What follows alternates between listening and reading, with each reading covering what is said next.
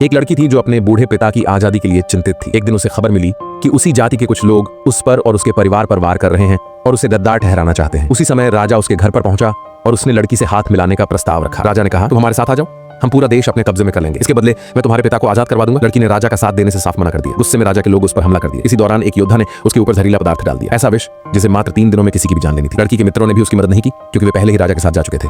उन्होंने भागकर अपनी जान बचाने को सराहनीय समझा। अगली सुबह एक युवक जंगल में टहलते हुए लड़की को जमीन पर पड़ा हुआ पाया। उसने लड़की की हालत देखी और पहचान लिया कि वह जहर के प्रभाव में है। युवक के पास कुछ विशेष औषधियां थीं जो किसी भी जहर का असर कम कर सकती थी। उसने लड़की को दवाएं दी और थोड़ा समय बाद जहर का असर कम हो गया। लड़की उस युवा से प्रभावित हो गई जिसने उसकी जान बचाई। रात को दोनों प्यार भरी बातें कर रहे थे। तभी एक छोटी बच्ची आई और युवक को उसके जगह पर हुए हमले की जानकारी दी। युवक दौड़कर अपने घर पहुंचा और चारों ओर केवल मरे हुए लोगों की लाशें देखी। जब वह आगे बढ़ा तो देखा कि उसके गुरु को भी किसी ने घायल कर रखा है, वे भी मौत के कगार पर थे। गुरु ने युवक को एक निशान थमाते हुए कहा, आज से तुम मेरी संस्था का वारिस हो। उधर लड़की का पिता, जिसे उसी युवक की संस्था में कैद रखा गया था, हमले के दौरान भाग निकला। उसने बेटी से घर चलने को कहा, पर लड़की ने कहा कि वह पिता से सारी सच्चाई बताएगी। किस तरह उसके अपने लोगों ने उसे धोखा दिया। लड़की का मानना था कि अगर पिता फिर से वहां गए तो धोखेबाज लोग उनकी शक्ति का दुरुपयोग करेंगे, पर पिता उसकी बात नहीं माना क्योंकि वह मार्शल आर्ट के 8 गुरुओं को मारकर अपना बदला लेना चाहता था जिन्होंने उसे 12 साल तक कैद में रखा था। पिता घर लौटा तो उसे कुछ नकाबपोश मिले। वही लोग थे जो पहले उसे और उसकी बेटी को कैद कर चुके थे। पिता ने उन नकाबपोशों पर हमला किया और एक रहस्यमयी व्यक्ति ने बड़ी आसानी से उसकी तलवार रोक दी। पिता कुछ नहीं कर सका। दूसरी तरफ युवक अपने 8 गुरुओं के पास गया, पर लड़की के पिता पहले ही उन 8 गुरुओं को मार चुका था। अचानक वह रहस्यमयी नकाबपोश व्यक्ति युवक के सामने आ गया और दोनों के बीच जबरदस्त संघर्ष शुरू हो गया। इसी बीच लड़की आई और अपने पिता से सारी सच्चाई बता दी कि किस तरह वही युवक उसकी जान बचाने वाला था। उस नकाबपोश पर पिता ने हमला किया पर वह कुछ खास नहीं कर पाया। तब युवक ने भी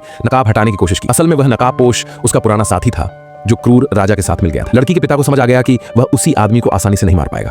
उसने जंगल के एक विशाल दानव को पुकारा और कहा कि लड़की और युवक वहां से चले जाएं, पर नकाबपोश ने पिता की जान ले ली। अगले दिन युवक बेहद उदास बैठा था कि दुश्मनों ने फिर हमला किया। उन्होंने युवक को गोला बारूद और तालाब में फेंक दिया। पानी के अंदर युवक ने एक नई ऊर्जा का अनुभव किया। उसे अपने साथियों के चेहरे दिखने लगे। उसकी आंखों में रोशनी सी छा गई और वह पानी से बाहर आया। बाहर आकर उसने दुश्मनों को अपनी असीम शक्ति से मार डाला। उसके बाद युवक नकाबपोश के पास गया और दोनों के बीच भयंकर लड़ाई हुई। उसी बीच वह विशाल प्राणी जिसे लड़की के पिता ने जगाया था वह आ पहुंचा। नकाबपोश ने उस जानवर पर चढ़कर उसका हृदय निकाल लिया और खा गया। नकाबपोश सोचता था कि दानव का हृदय खाने से उसे अनंत शक्ति मिल जाएगी, पर ऐसा कुछ भी नहीं हुआ। अंततः युवक ने उसे हराकर मार डाला। कहानी के अंत में युवक और लड़की एक दूसरे को अलविदा कहकर अपने अपने रास्ते चल पड़ते हैं। ऐसी ही रोमांचक कहानियों के लिए हमारे साथ जुड़े रहिए।